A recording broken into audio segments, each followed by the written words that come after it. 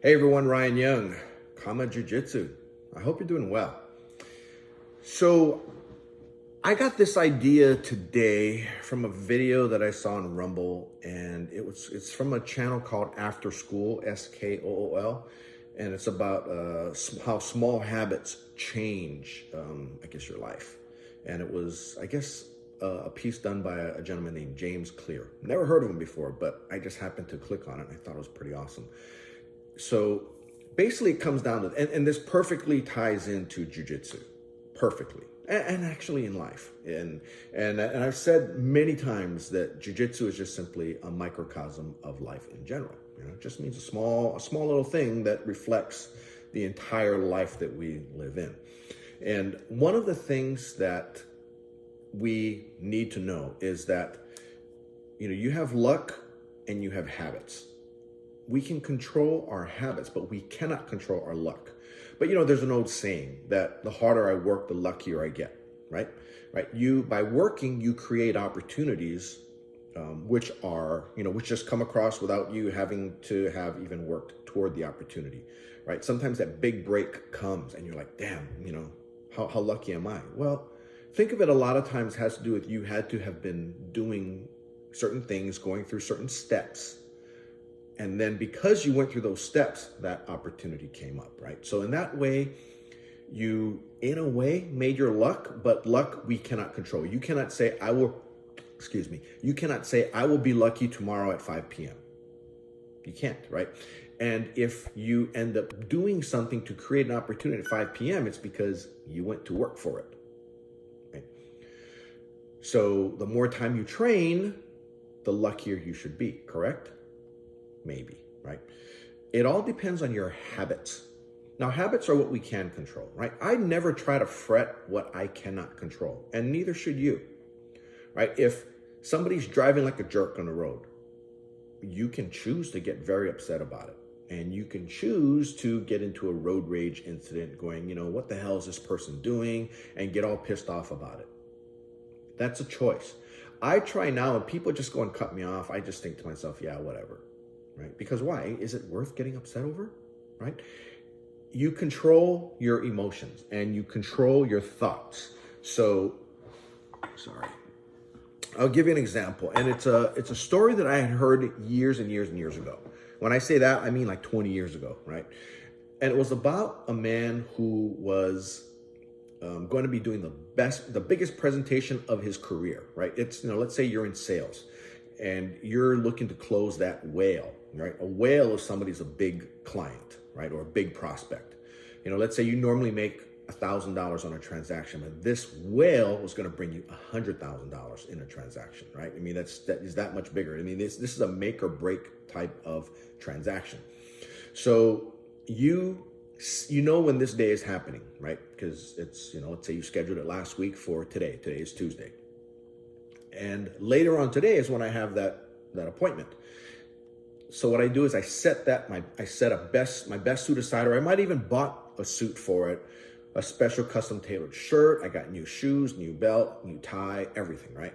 I bought everything new because I want to look my best in this presentation. I've got a closet full of suits, but they might be, cheapy suits, $200 a piece, but I bought $1,000 suit because, it's time I indulge, but this is the opportunity, the perfect opportunity to wear it. So I go through all the process, I go through my normal day and I get that suit on and I go downstairs to the kitchen table and I have breakfast with my daughter who happens to be, down there. Let's say she's really young. Let's say she's 6 or 7 years old. And, she's getting ready for first grade, for her first, not a first day, but let's say a school day. And she's got her food and she's got a cup of juice, right? And, I'm sitting here, she's sitting here in this chair here, right? This chair right here. And, we're talking here over breakfast and she's telling me about something that she did that was just so exciting and so fun. And she's going, Daddy, this was such a great, thing. It was fun. We got to do this and this and this, and we played like this. And you see how I talk with my hands, right? So here's a drink, right? And say she goes and hits it toward me with her left hand, boom, and it falls into my lap. And remember, I'm wearing $1,000 suit, right? An outfit that I spent a lot of money for. And by the way, I have no idea what a $1,000 suit gets you, but I'm just using as an example. So spills this juice all over me. It's a suit. I can't simply throw it in the wash and throw it in the dryer and then put it back on and go. So 2 choices here. Choice number 1, shoot. What the hell are you thinking? Why are you talking with your hands when you've got a cup of juice right there? Now look what happened. You spilled it onto me, and this is the best suit I have, and I'm wearing it for the biggest sales presentation I have, that's of my career, right? Why did you do that? Now I have to, change, and I have to shower, and I have to wear one of my crappy suits, for this presentation. Right? And if I bomb in this presentation, it's all your fault. How many of us have acted like that? Probably worse than that, right? Because I'm trying to act and I'm a bad actor, right? So guess what happens? Now I'm pissed off. My daughter is sitting here crying because I just berated her for an accident, right? But I chose to fly off the handle. Maybe I'm justifying, well, I got to teach her a lesson not to talk with her hands, right? Okay. So what happens from here? I'm pissed off. I go back upstairs and I look in my closet and I just see my old suits that, were cheap and I bought on sale at JCPenney, which is not around that much anymore, right? These are really old suits though. All right. So now I have to wear an old suit, old belt. I can still wear the shoes because I don't wear shoes in my house. But the belt got wet too. Everything got just wet. My tie, shirt, all ruined. Well, for the moment, you can go dry clean and get it done. But I got a presentation in a couple hours. My daughter feels like crap. She's crying, right? And now she's about to go to school. She's going to go on the school bus crying. Well, Logan, why are you crying, right? Well, because my dad scolded me. And, it's going to ruin her whole day. Her whole day is going to go like this. My whole day is going to go like this because it got started off on the wrong foot, right? And I'm just blaming my daughter. Or I may be saying, I should not have had breakfast with my daughter. No, right? That was option 1. Option 2 is she spills on me and she's like, and she's waiting for it. She's waiting for me to berate her. She's waiting for me to yell at her. She's waiting for me to scold her. And I just go, it's all right, baby. Don't worry about it. It's just a suit. Let me go upstairs and change. I'll be right back. Right? How do you think she would act when she hears me say exactly what I just said? She'll still feel bad because she spilled her juice on me, but it's not the end of the world anymore. Right? She's going, oh man, I feel really bad. In the meantime, I'm upstairs and I'm just going, oh well. Take the clothes off, throw it in the bin for the dry cleaner, and just grab one of my other suits. I guess today I'm just going to wear my regular suit. Oh, well, put it back on, come downstairs. She's still sitting there. She's not crying. I'm not pissed, right? Let's just go back and have breakfast again. All right, let me pour you another juice. Get her another juice, and, we continue our talk. Then what happens? She goes on to school. She's happy. Why? We had a normal morning. I'm happy. Why? Because I didn't get upset, and I know I didn't upset my daughter either. I'm just going back into the presentation with my old suit. Nobody knows I bought it. In fact, the client doesn't know that I bought a special suit just for today. So I go in like normal, and I just do my normal thing, right? I'm very good at closing business, right? And I'm just going to go in and talk to him. And of course, his account is 100 times larger than a normal account, but oh well. Right? If I don't get it, then I'll just be back where I was today and I actually like my life today, right? If I get his business, great. If I don't, oh well. Well, it turns out because I'm just my normal self, I end up being lucky and I close the biggest account of my life without the really nice suit. But it was the attitude that I have, that I chose to have, that made me successful. Now, back to our habits. We can control our habits. We cannot control our luck. So don't ever count on luck. Expect that luck happens from time to time, but you can't control it. In the meantime, control your habits. So now, where does this fall into jiu-jitsu? First of all, in order for you to reach your potential, right? You need to look at two different things, talent and training. You can have talent, natural talent. You know, this person's a natural for jiu-jitsu, right? And they do pretty well. But they're lazy. They don't train that much. They come into class, they do whatever's in class, and they go off, right? There's no extra time. There's no extra workout. They don't think about it. You know, they don't ruminate on what went over in class. They just come in and everything comes easy to them. Well, let's say they get up to purple belt just on sheer natural talent alone. Probably be more like blue belt, but you know, let's give them the benefit of the doubt. The other person has no talent, but trains.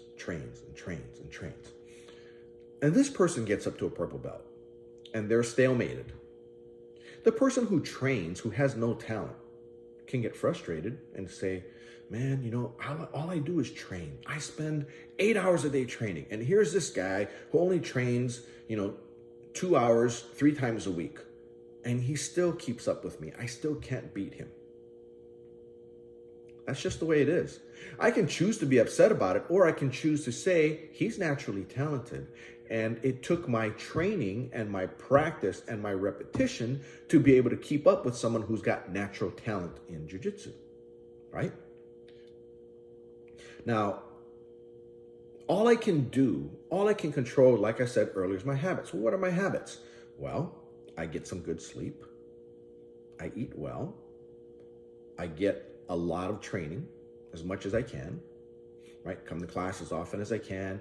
And while I'm in class, I do a lot of repetitions. I do them easy, I do them medium, I do them difficult, but I still do the repetitions.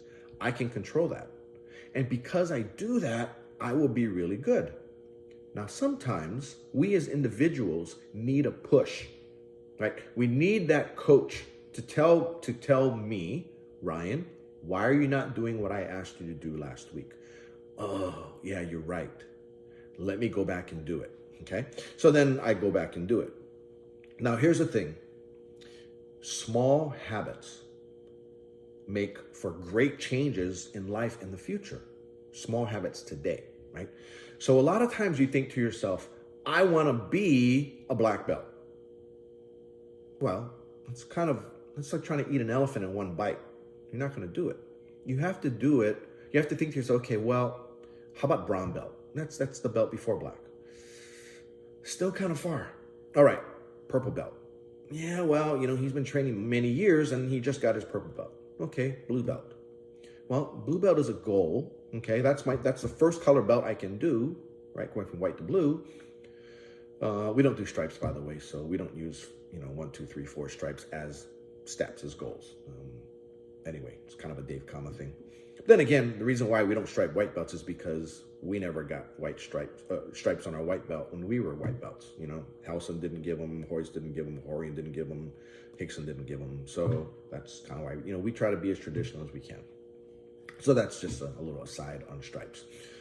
So now I'm thinking, okay, blue belt is the first color belt I'm going to change.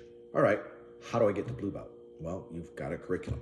With us, we call it the Kama Jiu-Jitsu ladder, right? It's got your self-defense and it's got your groundwork, right? So I need to learn all this self-defense and I need to have a thorough understanding of the Kama Jiu-Jitsu ladder, correct? Right. Okay, well, what's the first thing? Well, usually on the self-defense side, first thing we want to do are headlocks.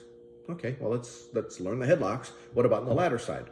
Well, the first thing you usually want to do is you want to learn how to get out of worst position, which is belly down, opponent has hooks in, he's on your back, and your face is in the ground. How to get out of that. So that's first things first, right?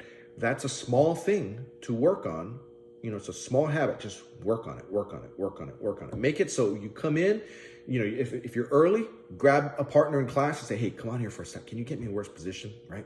And then you get out. Okay, good. I got out. Give me a little bit more resistance. Okay, I got out. Do me a favor now. Set a choke in. Set a rear naked choke in on me. But don't do it too hard. Okay. Okay, I get out, right? And then, all right, squeeze a little bit more, will you? Squeeze. And then, oh, shoot, I can't get out. Okay, don't squeeze quite as hard, but harder than the last one. Okay, right? So that's how you're doing little tiny things today to get to your grand goal of your blue belt. But to get to the blue belt, you have to know the curriculum. And then once you know the curriculum, you have to be able to do it to a certain level. But how do I get that? Curriculum is big. Start with a small thing first. Because when you conquer that one little habit, you're going to put another habit in there. And I say habit because every time you get put in there, you'll have the habit of getting out. Habits are painful in the short run.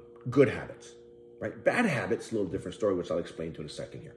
Good habits, you're going through some punishment, right? What's another good habit to do? Controlling what you eat. It sucks. I want to just eat whatever I want to eat, but I have to control myself, right? Now, what is the benefit of controlling myself? Long-term benefit, right? If I go through the jiu-jitsu concepts one at a time and make sure I master it before I move to the next, that'll mean that I will get to where I need to be in no time. And once I get to my blue belt, then ask the instructor, okay, what are my goals now, right? What do I need to work on? Give me one little thing to work on. Right? Work on that. After you're done, okay, I think I got that done. Can you check it out for me? Oh yeah, okay, I got that. All right, so what's the next thing, right? Little things work out to long-term benefits, right? Small habits. On the other hand, let's say you have a bad habit of smoking, right? Smoking gets you that relaxation. You blow out, right? Think about it. If you just breathe in and out, deep breaths, do you think that might help? Maybe a little bit, right? Because you're not getting nicotine, right? You want the nicotine. But the delivery, maybe nicotine isn't that bad, but the delivery of the nicotine, which is the smoking, is bad. Try another way to get it delivered, right? Or maybe you're an addict and you don't want to be an addict. You need to stop it, switch to a good habit, which will mean that you'll have some short-term pain, but you have the long-term benefit of being a non-smoker. Another one is, donuts. I love donuts. I don't eat them, but I love them, right? It's a short-term gain, right? You eat that donut, man, it's the most wonderful thing. But for me, I start sneezing, right? Because I'm allergic to the wheat. And if I eat too many of them, then I start to get fat. And, I've talked about in other videos how I hit that certain level. For me, it's 170. When I hit 170, it's like, oh boy, all right, I got to start cutting down on stuff. But for me, being that I have such a tight window of operation for myself, it's easy for me to modulate through it. I hit 170, I fast for a day or two, and boom, I'm back down to 165 where I need to be, right? But if I let myself get to 175, 180, 200, then it's going to be really difficult for me to start a new good habit to get me the long-term benefit of being 165. If that makes sense, right? So your behavior today leads to your self in the future. So if you make yourself have good small habits today, then you will have great benefit later on, right? Saving $100 every day, right? It means that you can't buy this, you can't buy that, you can't buy $100 worth of stuff, but you do it so that when you maybe whatever your goal is, you will have the money for that goal, right? But it costs you that much today, whereas you can turn around and spend that $100 every single day. And that, in your mind, could be a bad habit, because I know that I'll never have anything, going forward except, that $100 I have in a day. So we know that bad habits give you an immediate reward, but it's long-term pain. A good habit, on the other hand, it's reversed, where you have an immediate pain, right? Working out, right? Doing that last set of squats, right? Oh, that sucks. But those squats that you did today and you do every week leads to you having much stronger legs going forward, right? So if you can find a way to flip the script on a bad habit and a good habit, then it'll be easy. So what's a way to flip the script on a good habit and turn the long-term gain and the short-term pain around? How do you flip it so that you get gain in the short term, and you don't have to have pain. There's no pain in a good habit, right? If you have pain in the long run, then it's a bad habit, right? So how do you switch it to go a good habit having long-term pain? How do you turn it a long-term gain into short-term pain? How do you get rid of short-term pain? I'll give you an example. make them small. Make your habits really small. So you have trouble getting out of cross-side. Some people call it side control. Some people call it side mount. It really doesn't matter. But it's when you're on your back and your opponent is 90 degrees to you, chest to chest, right? And he's got you locked down. What I always tell my students is this. Focus on the first thing, which is, where are your hands? Your hands need to be in a certain spot for you to begin your escape. Now, we don't do it hands here, right? We do it hands here. So block the hip here and then put the hand underneath the opponent's arm, boop, like that, okay?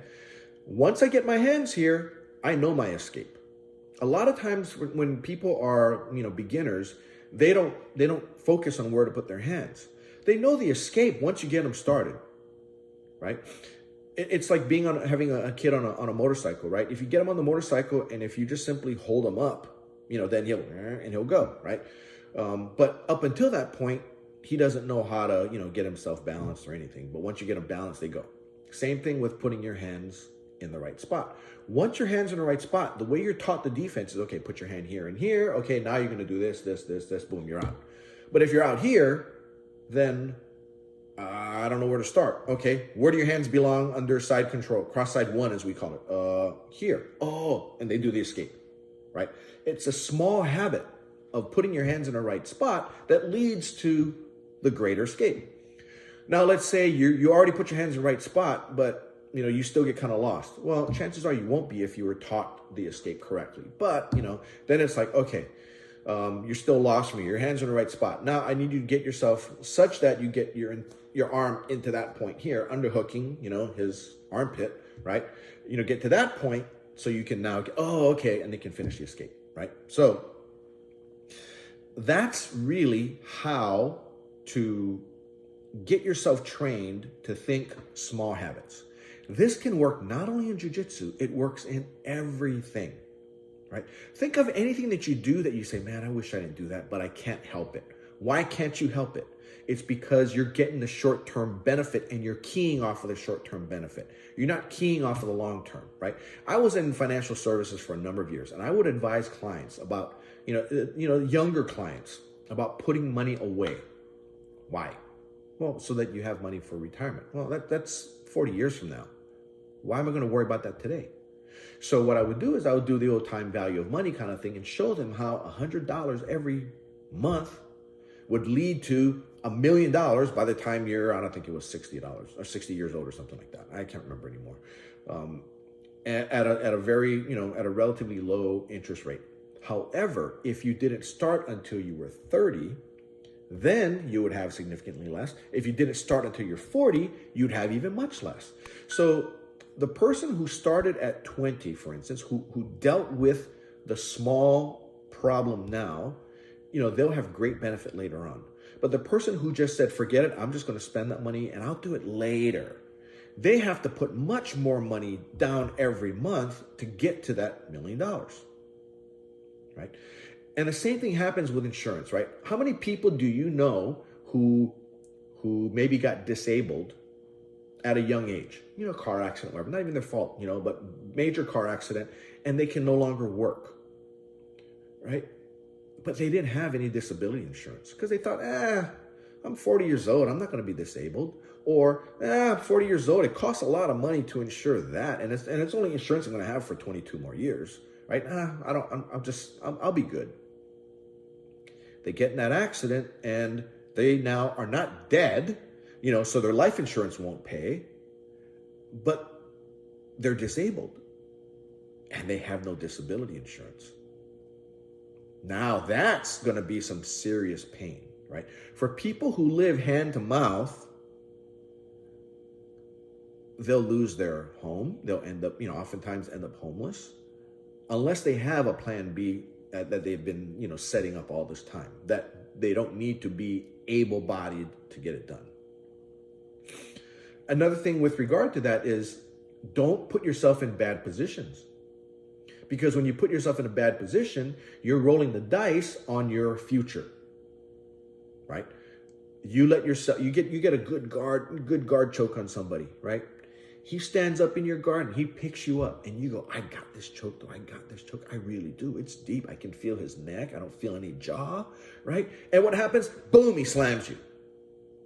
And he slammed you on the back of your head, coming down like this. You know, your head went bang, or your neck went that way, or your neck went this way, right? Either way, or it went this way. It's really bad. But because you put yourself in that bad position, because you wanted the short-term gain of possibly choking him out, even though you know it was a bad habit, you suffered in the long run for it. Anyway, that was a lot to digest. So I hope that this was of benefit to you, and I hope that the stories I gave you were able to get me to get what I'm thinking into you, because I really wanted to. You know, I want you to be better, and I want you to be the best you can be. You know, we may not know each other face to face, but I really do care for you. Anyway, Merry Christmas, Happy New Year. And by the way, this is December 2022. And if you want to come visit us, feel free. We have 3 campuses, one in Irvine, California, one in Flower Mound, Texas, which is Dallas-Fort Worth, and one in Austin, Texas. Come visit us online at KAATARO.online.com. Sign up, you get like a 3-day trial if you want. You can kind of see our curriculum and see some of our videos. And hopefully, we can end up coming into your school and teaching some of the stuff that we do in your school. You know, if that's something that you want, make sure you get your instructor to reach out to us at KAATARO.com. You can go, it's easier, just message me, KAATARO@gmail.com, and then we can set it up, because I do go on road trips every once in a while. Usually it's once a year in the summer, but this year I'm going to go in February of 2023, as well as the summer of 2023 as well, so that we can share what we learn and do over here. And I'd really like to meet you guys. Anyway, that's all I got for you. Take care. Happy training. Bye now.